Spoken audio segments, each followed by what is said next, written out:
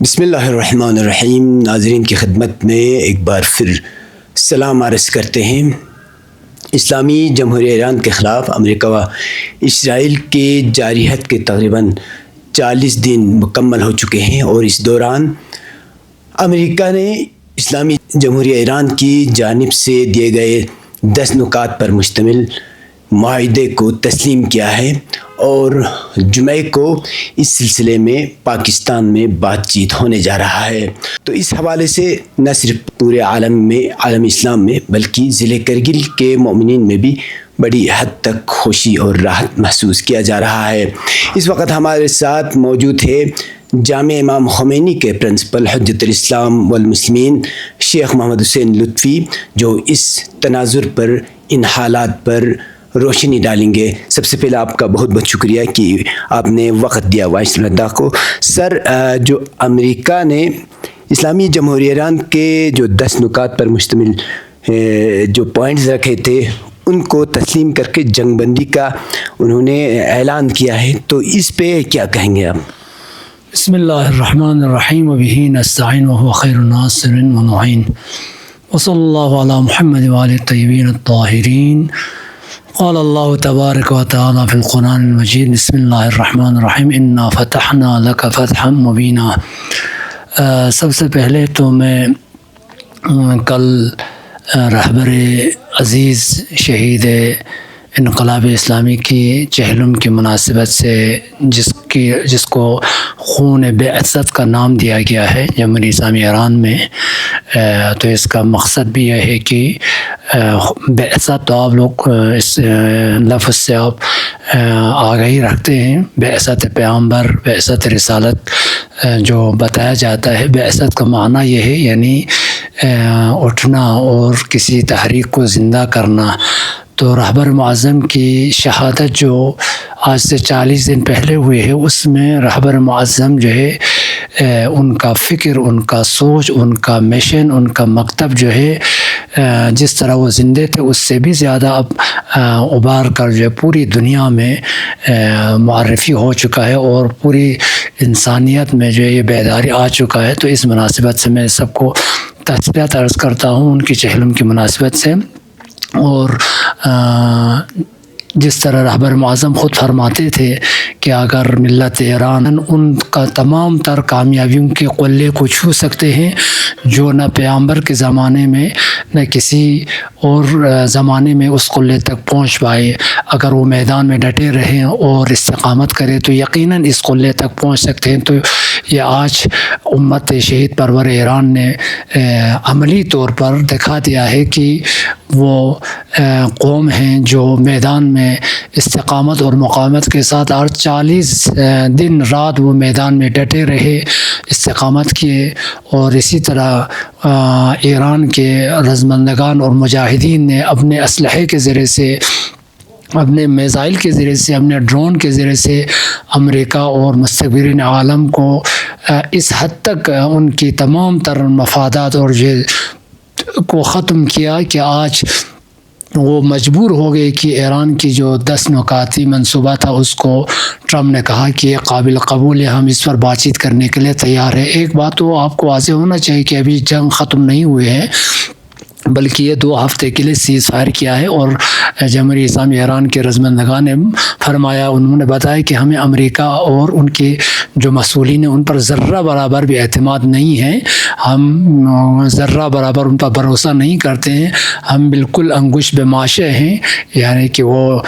تیار ہیں۔ اور دوسری طرف سے اس بات کو کہ انہوں نے کہا کہ ہم ماننے کے لیے تیار ہیں، نہ ہم صرف بلکہ آج پوری دنیا میں حقیقت پسند لوگ، حتیٰ امریکہ میں، حتیٰ اسرائیل میں بھی وہ لوگ بیان کرتے ہیں کہ یہ امریکہ کا ویتنام کے بعد سب سے بڑی شکست ہے پوری تاریخ ہے امریکہ میں۔ جتنی شکست جو ہے امریکہ کو ہوئی ہے، ظاہراً یہاں پر شکاگو کی یونیورسٹی کے پروفیسر کہتے ہیں یہ جو 10 نکاتی منصوبہ جو ہے جس سے ٹرمپ نے قابل قبول دیا ہے اور جو اب منظر عام پر آ رہا ہے، تو اس کا مطلب ریاستہائے متحدہ کے لیے ایک بہت بڑی اسٹریٹجک شکست ہے۔ اب ان کے لفظ کو آپ ذرا توجہ سے سن لیجئے، اسٹریٹجک شکست ہے جو جنگ ویتنام کے بعد سب سے اب تک کی بڑی شکست اور ناکامی مانا جاتا ہے۔ اور دوسری بات وہ بتا رہے ہیں، اور ساتھ ہی ساتھ ایک چوتھی ابھرتی ہوئی سپر پاور قدرت کی شکل میں ایران کو جو ہے امریکہ نے ہی اور انہوں نے ہی دنیا کو بتایا اور دکھلایا۔ تو الحمدللہ رب العالمین یہ کامیابی اور یہ فتح جو ہے پورا مستضعفین عالم اور عالم میں جتنے مظلومین ہیں ان سب کے لیے ایک بہت بڑی کامیابی ہے۔ امریکہ کا مقصد تھا کہ وہ ایران کو مٹانے کے لیے، حتی آج رات کی بات ہے، وہ بتا رہے تھے کہ ہم ایران کو عصر حجر میں بیچ دیں گے اور ایک تمدن کو آج رات ہم ختم کر لیں گے۔ اتنی دھمکیاں دینے کے باوجود ایران میں وہ نظام کو، رجیم کو چینج کرنے کی بات کر رہے تھے اور ایران کو ٹکڑا ٹکڑا کرنے کی بات کر رہے تھے، ایران کی وہ پیٹرول اور تیل پر قبضہ کرنے کی بات کر رہے تھے۔ تو یہ سارے سب کچھ اب وہ ختم ہو کے اور نا امید ہو کے اتنا شکست کھا لیا ہے کہ جو کھاڑی میں جو دیش ہیں عرب ملکوں میں ان کا 95% یہ پاسداران اسلامی کے اور مسئولین ایران کی رپورٹ ہیں، کہتے ہیں امریکہ کی 95% اثاثہ اس میں جو ہے راڈار ہو، باقی ان کا ڈرون ہو، ان کے جہاز ہو، 95% ان کی ساری چیزیں جو ہے تباہ ہو چکی ہے۔ اور اگر آج امریکہ نے یہ 10 نکاتی منصوبہ قبول کیا ہے تو یہ ان کی شکست کے سب سے تاریخی شکست کا لمحہ ہے جو آج مسلمانوں کو دیکھنے کو مل رہا ہے۔ تو انشاءاللہ ہمیں یقین ہے کہ یہ شکست امریکہ کی نابودی اور اسرائیل کے ختم ہونے تک یہ جاری رہے گا، اور یہ فتح و کامیابی جو ہے آج پوری عالم بشریت کے لیے، ہر اس انسان پسند کے لیے جو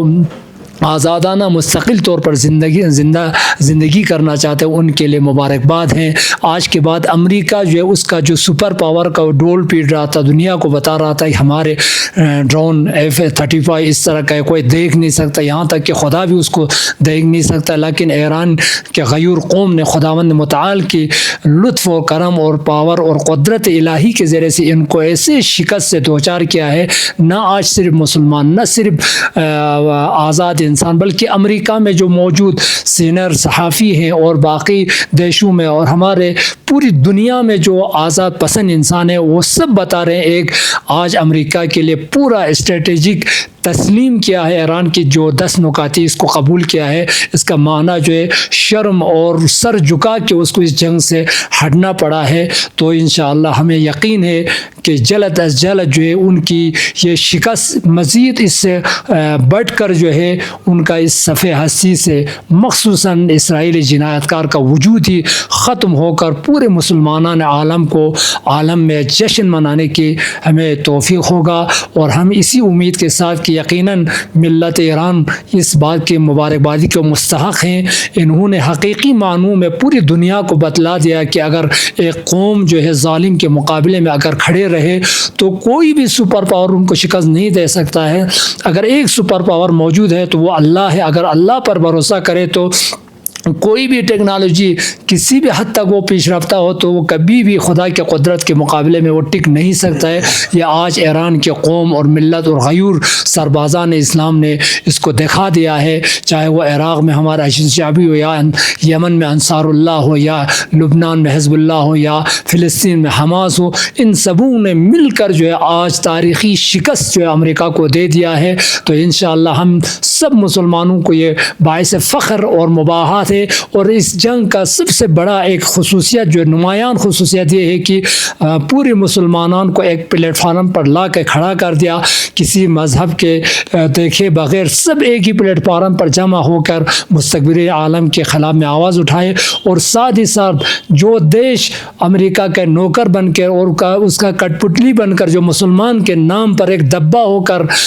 چاہے سعودی عرب ہو، چاہے باقی کویت ہو یا امارات ہو، ان سب کا اصلی نفاق کا چہرہ جو یہود کے ساتھ جو مسلمانان کا سب سے بڑا دشمن قرآن فرما رہے ان اشد الناس عداوۃ للذین آمنوا الیہود، مسلمانوں کا سب سے بڑا دشمن جو یہود ہے، اور یہود کو ساتھ دینے والے جو اپنا دیش کا سرزمین جو ایران پر حملہ کرنے کے لیے انہوں نے اجازت دی وہ بھی پورے مسلمانان کو پتہ چلا۔ تو آج پورے مسلمان جو جمع ہو کر اس حرمین شریفین میں جو بیٹھا ہوا بن سلمان ہے ان کو بتانا چاہیے کہ تمہیں کوئی حق نہیں بنتا ہے کہ مسلمانوں مسلمانوں کی حج کا جو ہے تم لوگ سربراہی کرے، حرمین شریفین کو تم لوگ مینجمنٹ کرنے کا کوئی حق نہیں رکھتا ہے. وَمَن يَتَوَلَّهُم مِّنكُم، جو بھی تم میں سے جو ہے ان کو اگر دوست رکھے تو فَهُوَ مِنْهُمْ، وہ بھی انہی میں سے. قرآن کہتے ہیں تم لوگ یہودی ہو، تم لوگ یہودی ہے، تمہیں کسی قسم کا حق نہیں. آج پورے مسلمانوں کو بتانا چاہیے کہ حرمین شریفین کا جو مسئولیت ان کے ہاتھوں میں دیا اور ان سے چھین لینا چاہیے، کیونکہ یہود اور نصارہ کا کٹ پتلی اور ان کے دوست ہیں، بلکہ وہ خود یہودی اور نصارہ ہیں کہ آج مسلمانوں کو پر حملہ کرنے کے لیے اپنے دیش کو انہوں نے سرزمین کو استعمال کرنے کی اجازت دی. تو یہ اس جنگ کا، اس قیام کا، اس مقدس قیام اور دفاع کا ایک بہت بڑا کامیابی یہ ہے کہ پورے ممالک اسلامی میں جتنے منافق مملکتیں کے رؤساء تھے ان کا چہرہ پورا سامنے آ گیا اور سب کو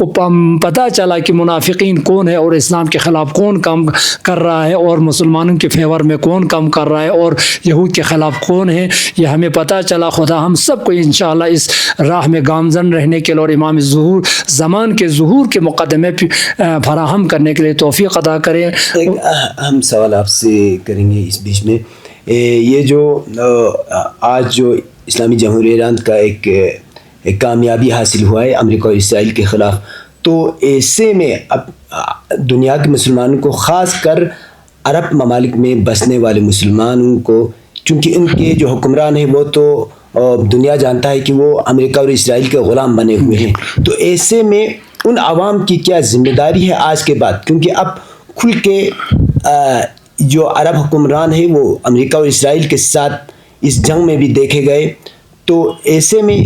عام لوگوں کو، عرب کے عام مسلمانوں کی کیا ذمہ داری بنتی ہے؟ آپ اس پہ کیا کہیں گے؟ دیکھیے، قرآنی دستور کے مطابق جو ہے ہر مسلمان پر لازم ہے، اور مخصوصاً اگر آج تک کوئی شبہ اور شک ہوتا، تردید رہتا کہ ہمارے حکمران شاید ہی مسلمانوں کے ساتھ ہیں، شاید وہ استکبار جہانی کے ساتھ نہیں، تو اس جنگ میں تو پوری طرح کھل کے سامنے آ گیا ہے. تو ہر مسلمان پر لازم اور واجب ہے ان دیشوں میں جو ہمارے مسلمان بھائی بستے ہیں اور وہ آزاد فکر رکھتے ہیں اور وہ حقیقی معنوں میں مسلمان بھی ہیں اور اسلام کو قبول بھی کرتے ہیں، تو ان کو چاہیے کہ ان کے حکمرانوں کو اس تختے سے ختم کر کے، جو ان کا حکومت ختم کر کے، ایک حقیقی مسلمان اور رہبر اور حکومت چلانے والے جو حقیقی معنوں میں احکام اسلامی کا پاسدار ہو، اس پر عمل کرنے والے ہو، اور ان یہود اور نصارہ کے مخالف ہو جو قرآن فرماتے ہیں. اس طرح کی حکومتیں بنانے کے لیے جو امام خمینی فرماتے ہیں مستضعفین کے لیے حکومت اسلامی، اور حقیقی معنی میں اگر حکومت اسلامی ہو تو آپ لوگوں نے دیکھا، آپ لوگوں نے آج مسلمانوں نے ہمارے عرب دیشوں میں دیکھا کہ آج تک جتنے بھی آپ لوگوں کے اموال جو ہے، آپ کے تیل جو ہے، آپ کے ذخائر جو لوٹے گئے ہیں آپ کے دفاع کے نام پر، آج دیکھا آپ کے سارے جو ڈیفنس جو ہے اسرائیل کو حفاظت کرنے کے لیے رکھا، اور آپ کے دیش میں سے ایک ذرہ برابر بھی آپ لوگوں سے دفاع نہیں کیا. تو آپ لوگوں کو چاہیے ان حکمرانوں کو ساقط کر کے، ان کو ختم کر کے، ایک حقیقی رہبر جو ہے، ایک مسئولین جو انتخاب کر کے، جو اسلام اور مسلمین کی حفاظت کرنے کے لیے، دین مبین اسلام کے پرچار کرنے والے اس طرح کے مسئولین کو حکومت پر لانے کے لیے جتنا بھی ہو سکے ہمیں قیام کرنا چاہیے، اٹھنا چاہیے. اب ہمیں سو کے رہنے کا ہمیں وقت نہیں ہے، بیدار ہونا چاہیے. اب ہمارے حجت تمام ہو چکا ہے اور کوئی بہانہ بھی نہیں ہے کہ ہم یہ بتائیں ہم کچھ نہیں کر سکتے ہیں. آپ سب کچھ کر سکتے ہیں. آج ایران نے ہمیں دکھایا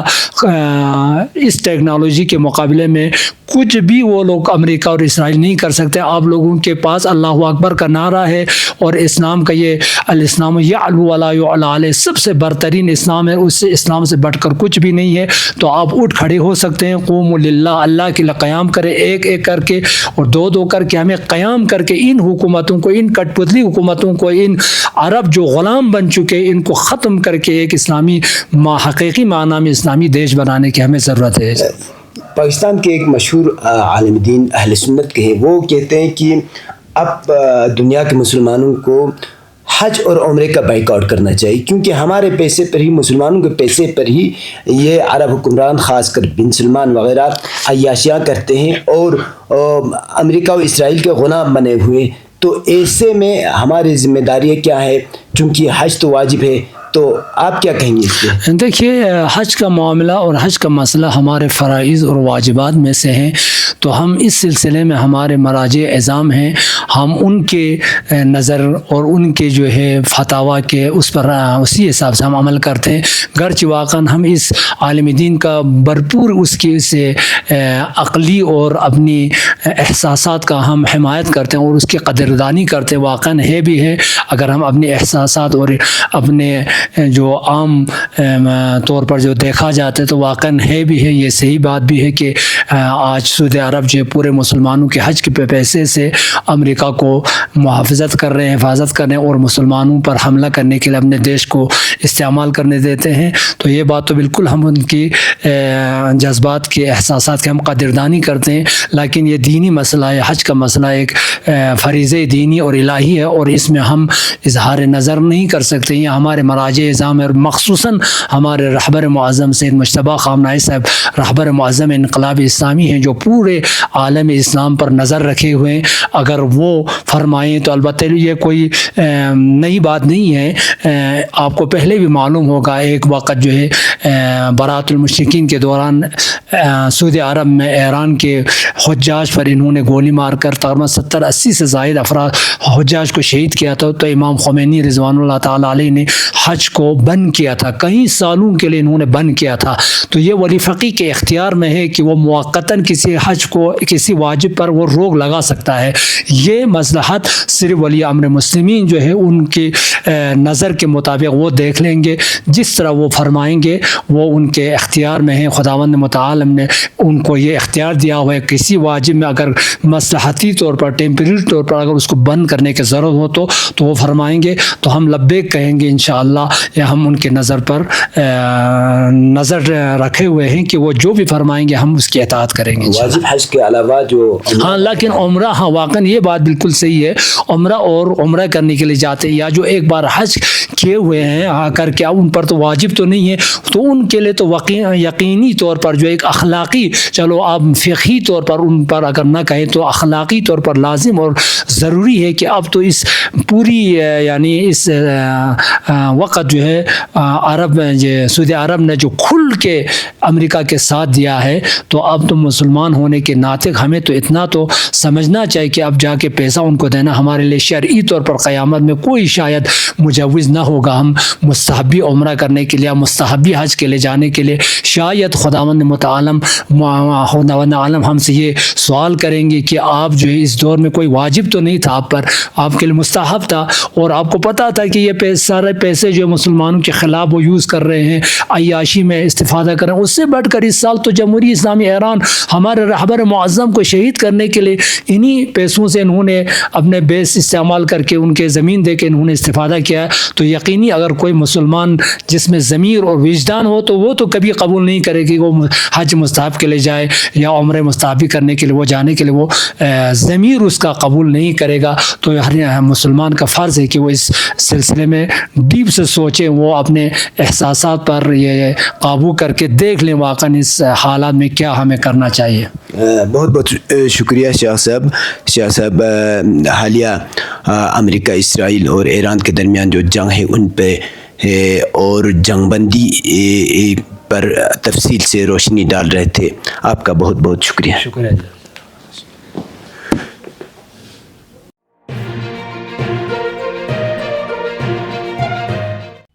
مقامی، قومی اور بین الاقوامی خبروں سے باخبر رہنے کے لیے چینل کو لائک، شیئر اور سبسکرائب کریں، ساتھ ہی بیل آئیکن دبانا نہ بھولیں۔